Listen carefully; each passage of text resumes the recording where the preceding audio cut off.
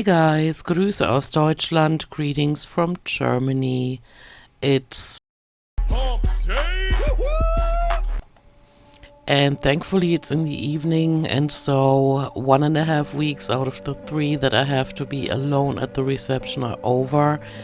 I'm really happy about it, but the final fireworks is coming next week when we have executive leadership team coming to the location again. And this week I heard a whole bunch of things from the work council that have kind of given me a feeling, like sometimes you have a feeling that something's going to happen, and I feel that this is the year where I'm dropping this job like a hot potato. Work council told me that okay, so for 3 weeks during the 3 years during the pandemic, everything was fine. And they told us all the other companies, globally are not handling the pandemic well. And we are doing great, and our numbers are great. And then all of a sudden, we get a new CEO, and the numbers are not great anymore. So there's something weird going on, and I don't know too much about economics and about running a business to understand what is going on. A colleague has tried to explain it to me, but he had to be careful in how he expressed it because he couldn't really tell me anyway, and so I didn't get it. It totally passed me by. And so what is actually happening though is so all of a sudden they say the numbers are bad. We need to cut down personnel costs. And actually, what they're doing, and this is so wrong on so many levels, what they mean by cutting down personnel costs is firing personnel in Germany because this is where labor is more expensive than some other countries. I don't know, the comparison, but my colleague told me that is the case. And so in Germany, the labor force also has a lot of rights. You get vacation days, you get paid sick leave and stuff like that. And you don't have to work on the weekends. And if you do, you get paid a lot, which is, by the way, the reason why Walmart pulled out of Germany. Because they wanted for people to work 24/7, all kinds of shifts, and also on the weekends, and they didn't make much money because they had to pay the labor force or their staff much more money than in other countries. And so what they're trying to do is save personnel costs, and that means they want to fire German employees and rehire for the same position only in different countries like India. That is one of the countries that was mentioned. Another one is Puerto Rico and Poland. And so that's what they're doing. And so the game plan is, so they told us, okay, so the numbers have to go down, the personnel expenses have to be significantly reduced. And so our management and work council got together and they figured out a model where people could reduce their hours voluntarily, but permanently. Their work contract would be changed, and that way the company would save money. Okay, so on Monday, the Americans are coming back to hear what the results are of the latest developments. How did we take the suggestion? Are we going to have our work contracts changed? Not me, though. Me and the other receptionist and 4 others. It's hard to explain, but nothing's going to happen to us. They said, because we're at the reception and the European hub is going to have to stay open. And so who better to man those positions than the ones that have been doing it? Okay, so the American management team is going to come. They want to hear the results, and then things are going to get implemented. Now, if headquarters says, okay, we like that, a lot of people really went for not for their suggestion, but they really went for the suggestion of the work council and local management, and they willing, or voluntarily reduce their hours permanently, we're happy with that. But that's not what's going to happen. The work council and management already know, but they haven't told anyone that when the Americans leave again, then of course, they're going to start with changing work contracts, and some people are going to get fired because there are good reasons for it or whatever. And then they're going to offer, and I'm going to have to look the word up, termination agreements. I don't know if that is the correct term. I've never heard it before. But basically what it is they offer to let you go, but they offer you a obscene amount of money in order for you to go. And once that phase starts, I'm gonna do it. I'm gonna do it because I'm so frustrated. I mean, right now, of course, everybody's being nice to me and, oh, you're doing such a great job and thank you so much for working these overtime hours and, preparing everything for our visitors and blah, blah, blah. Everybody's being nice because they know exactly if I wasn't there right now, they'd be effed. And, but other than that, I'm really frustrated, and I see the frustration in the eyes of others, and everybody's just done. And, or a lot of people are. Of course, there are those that are holding on to their jobs because one of my colleagues, for example, has 7 kids. Imagine he gets let go. You can imagine his wife is not working. And so there are people that are really holding on to their jobs, and they're scared of getting fired or having their hours reduced. I'm not one of them. I've created myself a life, and I think I said this in the last video. I've created myself a life where I don't need a lot of money to survive. I don't spend a lot of money. I don't have a car. Because cars are expensive in Germany, especially the tax, the gasoline, labor also if you have work done on them. And so I don't need a whole lot of money to live off of. And if they offer me a separation pay for letting me go, which I hope, just thinking of it, I hope they're going to do that because they need the receptionists there. They're like, we're doing a lot, like also for human resources and other departments, and so I don't know, but I'm gonna try anyway, unless something turns around, which it doesn't look like it's going to. But there are also rumors that the company is gonna get sold. Another member of the work council told me that I should hang in there for 2 more years because things are gonna change and they're gonna sell the company or buy another one. I don't even care. I felt myself tuning out and not even, trying to understand what he was telling me. Because again, everybody's phrasing things carefully because, we gotta watch what we talk about at that company.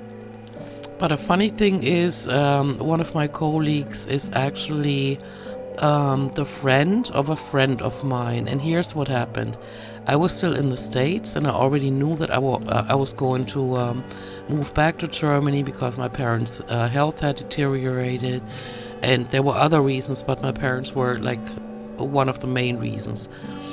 And so I was on my computer, I was doing research for the flight ticket or whatever, and a friend of mine that I had only sporadically spoken to because he lives in Germany, that I used to party with when I was married to my first husband, he contacted me on Facebook Messenger, and he said, hey, are you still in the States? And I said, I am, but as a matter of fact, I'm getting ready to move back, like in a couple of weeks here. Or a few weeks, I can't remember. I think I was looking at flight tickets when he was messaging me. And he said, so you got a job already? And I said, no, I'm actually going to have to start looking for a job because you can't interview while you're in a different country. And they weren't so big on video conferences at the time. And so he said, hey, there's this company, go apply for a job there. They're looking for people that speak English and German. And so, and he told me the name of the guy who's his friend at the company. And that is the guy that stood in front of me today at work. And I said, man, you should have warned me. You should have warned me what is going on here. I mean, the team leader alone in the beginning, that was hilarious. And I talked to him, to that very guy. I talked to him about it. I said, does anybody know how crazy that woman is? She should not be let loose on anybody in public. She should be typing letters or something in a back room. And he was always laughing because I'm a humorous person, you know. But today I said, you should have warned me. And he said, I had no idea this was going to happen. And they're not even sure if it's the pandemic that did it or if those billionaires just, you know, want to shift money. Like they don't want to spend so much on personnel, which I get. If I try to put myself in their shoes, I get it. But what personality would it take for one to be this filthy rich and decide that you want to play with so many people's lives just to make more money? I mean, when are your pockets full enough to realize maybe you should treat people kindly from now on? I don't know, guys. I'm just dumbfounded. But at the same time, I always believe in everything happens for a reason. Sometimes we don't know the reason or don't see the reason right away. And anybody that's been following me on this channel knows that I should have left that job quite a while back. And it stressed me out. It wasn't worth it. I mean, yeah, so you get the salary, you get the sick leave days, the paid vacation days and all of that. The perks were pretty good, but they were not worth my energy, I don't think. And things at work are to a degree now where I actually had an argument with an IT guy today in a chat. I can't even tell you what it's about. That would take 2 hours to, to explain. But since we're all stressed and all burned out, he said something, and I said, "Why are you lying?" And then he said, "Well, doesn't that happen?" And I said, "Well, the other guy did it, not me. Get your facts straight and stop lying." And then, I got meaner, he got meaner in the chat, mind you, without any emojis, right? And then, we had our team meeting today, and then, a couple hours after this happened, he apologized. He said that he's so stressed, and he's not even on location right now. He's at a different location in Europe. And so I said, we're all stressed out. I'm not even mad at you, and I'm sorry about what I said, even though I can't, I don't know, I don't want to say I'm not. But I shouldn't have talked to him the way I did, even though I meant what I said. And so, so he's coming back on Tuesday, and then I'm going to talk to him. But yeah, it just gets people, I don't know, riled up, the whole situation. And especially since we're now stressed because we have to prepare everything for that visit. And I couldn't care less. These guys are going to show up. I don't shiver because I see a CEO of a global company walking in. I don't care about that. I treat him the same way I treat the cleaning lady, and that is with respect, right? And like human beings. And so I don't care when they come. I'm just gonna crack a bunch of jokes, give them their badges, and send them on their way. Yesterday I rode the bus home with a colleague from Taiwan, which is a country in East Asia. And I always have nice chats with her, and she's like, "Oh, is this typical German? Is it, or is it not? Or this is how things are in Taiwan." And I always find that interesting. And so we were talking about the changes and blah, blah, blah. And then she said, and I told her about me being off and towards the end of July. I'm going to have another vacation coming up. It feels like I haven't had one in years, but so I have one coming up. And so she asked, are you going to travel anywhere? And I said, no, I'm just going to have a staycation. I'm going to stay home and just, unwind and get stuff done and stuff like that. And I said, "Are you planning on traveling this year? Are you going home?" And she said, "No, but my mother said she's coming because she's retired now." And since, retirement has been on my mind for a while anyway, I said, "So what is the retirement age in Taiwan?" And she said, "Well, I don't know. It's the same like in Germany. It depends on what company you work for how long you've worked and stuff like that." It's a little bit like in Germany, but it turns out that her mom is 55 years old and gets to retire. And I'm like, I'm gonna be 55. I want to retire. I just, for the life of me, I cannot picture myself working for, what did I figure out, for 9 more years until I can retire. I think it's 63. Early retirement would be 63. And I just can't picture myself working for this much longer. I started working in 1987, and I think I've spent enough time working in 2 different countries, and so yeah, that was strange that came up. But then again, it's not really strange that it came up when I asked her how old her mom is, and at what age she got to retire. And so yeah, I should check into it more. Or am I just done with this job? I don't know. I'm gonna have to meditate about it when I'm on my staycation. But I definitely have to get rid of this job. It's just getting crazier and crazier. And see, this is exactly the examples I gave before when I was talking about, like, when you're in a relationship and then you don't know should you leave him or not because he did this and that. And you keep waiting for things to get better, and they never do. And then before you know it, 20 years are over. And I was never that type of person. Like, I learned a lot from my first marriage that ended in, it was officially over. Like, I got the verdict, what is it called? The decision from the court. I got it in 96. Yeah, 96.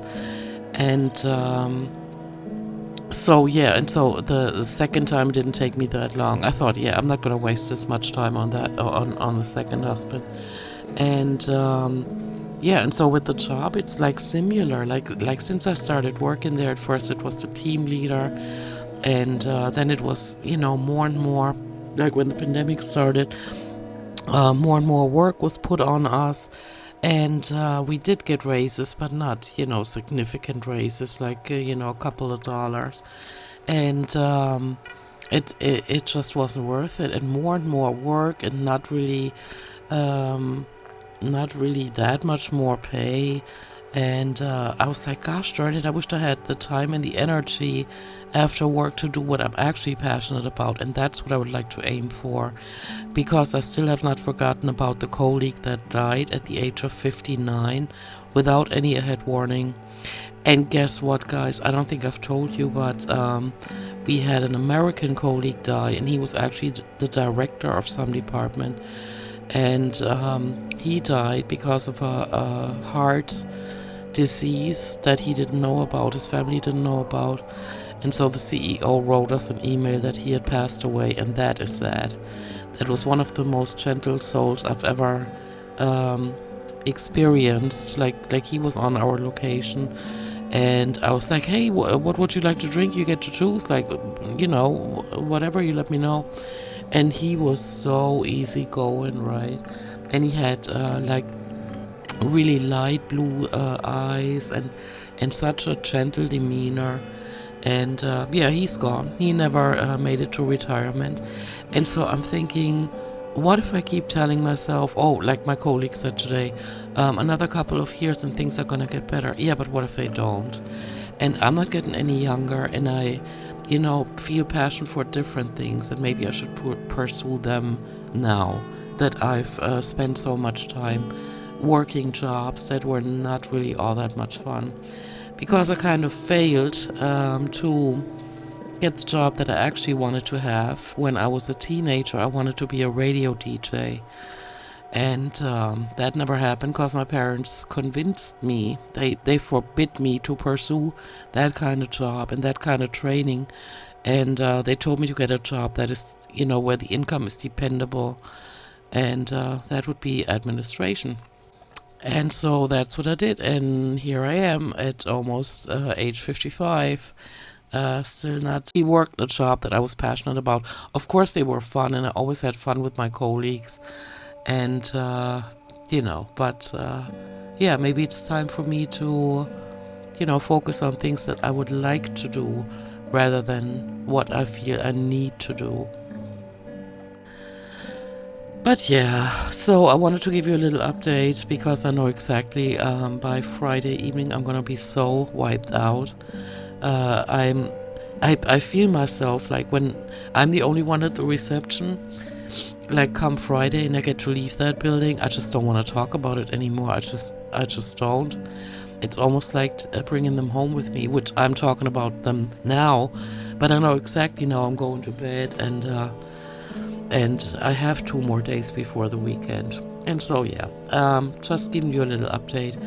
The weather here in Germany is decent.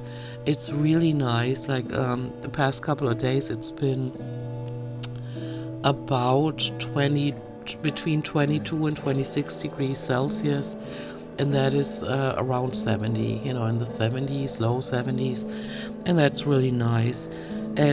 Today we got some rain, but not a whole lot. It was not enough for nature, and so the vineyards have to be watered now. That is something I've never heard of before, and it's only the beginning of July. Which reminds me, Happy Independence Day to those that celebrate it. When I was in the States, I did go to the celebrations, to the fireworks and everything. But when somebody said, "Hey, Happy Independence Day," I would crack a joke about how I do not celebrate with Americans celebrating their independence from Europe, since I'm a European. It was a joke. But yeah, I didn't celebrate Independence Day, of course. We don't celebrate it over here. And there were no fireworks. But yeah, I'm just plugging along, guys. There's not much going on except for work. I make it a point not to let anything happen in my private life when we're going through times like these at work. As much as it's in my control. And so I'm just trying to make it to the weekend. And so yeah, this is basically it. Weather is nice, work is sucky, but I'm taking it one day at a time. And I'm not letting things stress me. Well, today I did, because I actually it was an argument, like not using, bad language, but going back and forth. And that is actually a guy that I used to smoke cigarettes with. He quit smoking, and we still talk a lot, but on a professional basis about IT and about reception stuff. But yeah, it shocked me that he would get emotional like that. But he's away from home, and he probably has a girlfriend that he's missing, because he's not even in the country right now. And so, yeah. All right, I'm gonna go. I hope everybody's doing all right, and you had a good Independence Day. And gosh, I gotta watch the movie Independence Day again. That's a fun movie. Yeah, so I'll probably make another recording this weekend. See if anything happened in those 2 days before the weekend. And so yeah, I'm gonna go. I'm gonna get ready for work. Work, oh my gosh, thankfully I don't have to. I'm gonna get ready for bed, and I'll talk to you in my next one. Bye. Tschüssi.